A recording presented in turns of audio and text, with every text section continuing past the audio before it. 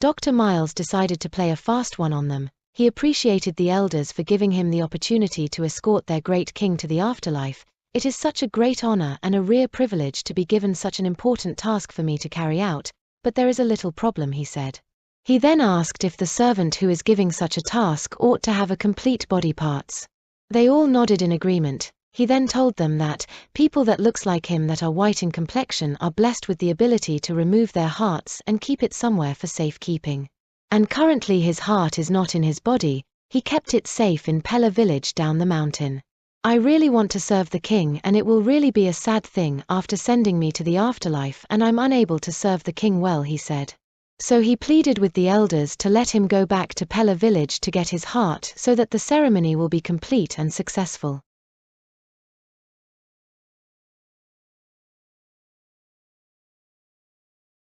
Once upon a time in the northeastern part of Nigeria in Adamawa state lied a village called Pella. The village was surrounded by very high mountains that made it a beautiful and cool village. The hills, mountains, waterfall, and green vegetation made the village of Pella a beautiful sight to behold. In addition to the beautiful sights of Pella village, the people were also good, loving, and simple people. They loved one another so much and were warm towards visitors and tourists that came to their village for sightseeing. The people of Pella village had the belief that one of the mountains surrounding the village called Scarly Mountain is haunted. They believe that whoever climbs the mountain never returns. They believe that the mountain swallows them up. A lot of their people who climbed the mountain never came back home. That instilled a lot of fear for the mountain in their hearts. The king and elders thereby passed a decree that no one should climb the Scarly Mountain. Anyone who climbs the mountain does that at their own peril. After a very long time, news about Scarly Mountain was heard all around and tourists came from around the village to see for themselves the so-called mountain that swallows people, and to prove it was just a myth and an ancient story told by the elders to keep the children away from hiking it, while some just came for fun, but unfortunately none of them returned down to Pella village. The story of Scarly Mountain traveled far and wide. It even traveled overseas to the point that it got the attention of a great archaeologist, Dr. Brian Miles, a professor in one of the prestigious American universities. Dr. Miles got interested in the mountain and decided to do a research on the mountain. To reveal the true story behind the mountain, he believed that there must be an explanation to the mountain story. Obviously, mountains cannot swallow people.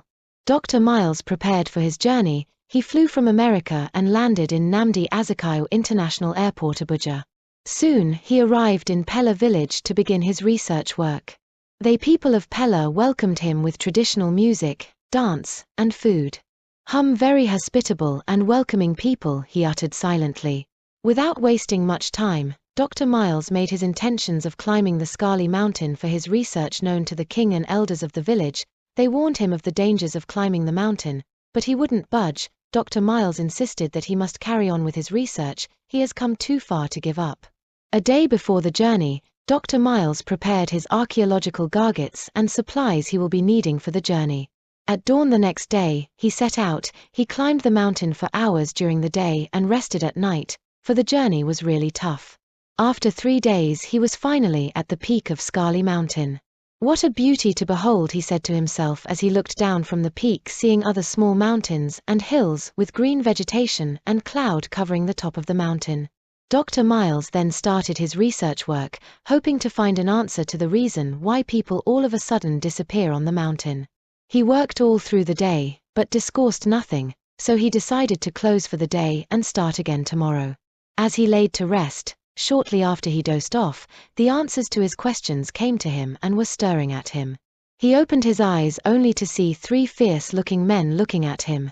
They immediately grabbed him and took him to their kingdom in a very deep dark cave. The cave had been inhabited by an ancient tribe, hidden to the rest of the villages around, including the people of Pella village. The mountain cave people were responsible for the disappearance of all those that climbed the mountain and never returned, contrary to the belief that the Scarly Mountain swallows its hikers. Upon arrival at the cave people's kingdom, Dr. Miles discovered that there were a lot of prisoners captured. They were used as slaves while the beautiful women were forcefully married off to the king and other members of the royal family. At the time Dr. Miles arrived the cave kingdom, their king was critically ill and was about to go to the afterlife, and it's in their culture that when a king is going to the afterlife, Servants must go with him to serve him in the afterlife.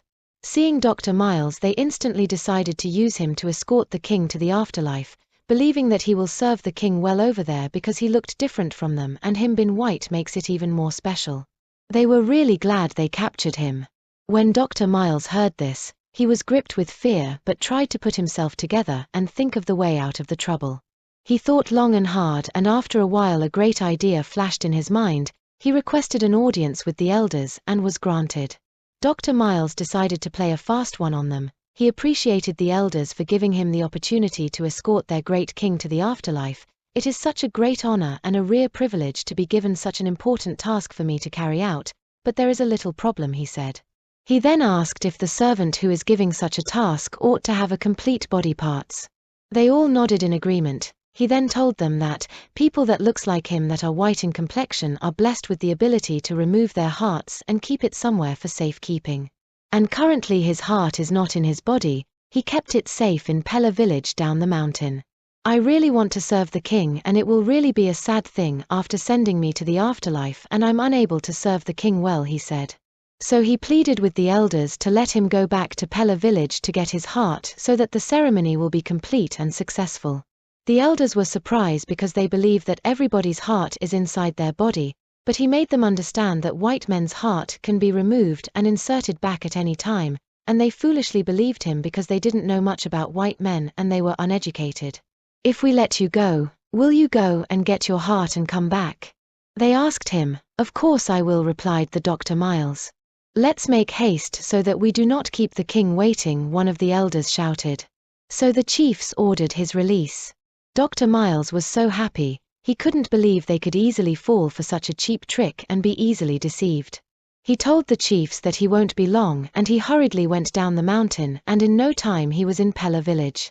Everybody in Pella village was shocked to see him but were happy to have him back in the village. He then told them all that had happened and explained to them that the Skali mountain top was inhabited by an ancient tribe who were responsible for the disappearance of all their loved ones and many tourists. They were held as prisoners and slaves. The king and elders of Pella summoned all their greatest warriors and ordered them to go up the mountain and rescue their people and every other person held captive. The warriors of Pella climbed the Skali mountain and engaged the mountain cave people in a fierce battle and won. They freed all the prisoners. In a few days, they warriors of Pella village came back successful.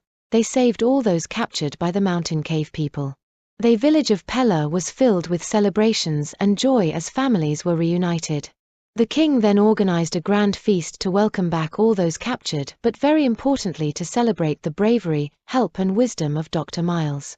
Dr. Miles decided to stay in the village of Pella for a few more weeks to enjoy the rich culture of the Pella people, especially the food. On the day he was to leave, the king of Pella village gifted him a lot of traditional artifacts and attire. Dr. Miles was so glad and happy. He was grateful to God for bringing him on this trip. He did not only solve a long-lasting problem the Pella people, the neighboring villages and tourists suffered, he also got a lot of valuable African golden artifacts to add to his portfolio. After his departure, the people of Pella lived happily ever after.